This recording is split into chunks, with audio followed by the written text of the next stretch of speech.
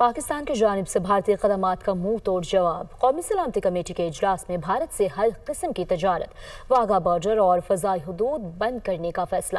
تمام بھارتی شہریوں کو 48 گھنٹوں میں ملک چھوڑنے کی ہدایت کی گئی۔ بھارتی ہائی کمیشن کے سفارتی عملے کی تعداد 30 تک محدود کر دی گئی۔ اعلامیے میں کہا گیا ہے کہ پانی روکنے کو اعلان جنگ تصور کیا جائے گا۔ یہ رپورٹ دیکھیے۔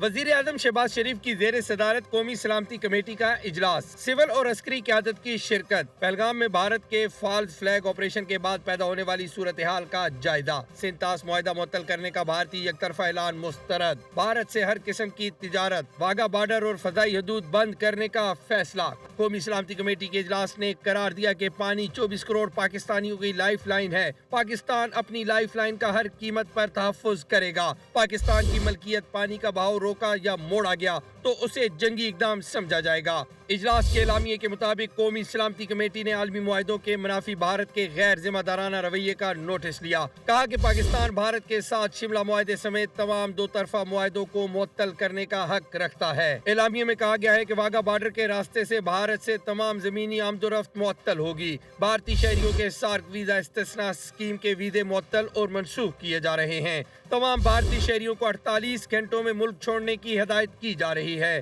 تاہم پاکستان میں موجود سکھ مذہبی یاتریوں کو استثناء حاصل ہوگا۔ اعلامیے کے مطابق اسلام آباد میں موجود بھارتی دفاعی، بحری اور فضائی مشیر کو ناپسندیدہ شخصیات قرار دے کر ملک چھوڑنے کی ہدایت کی گئی ہے۔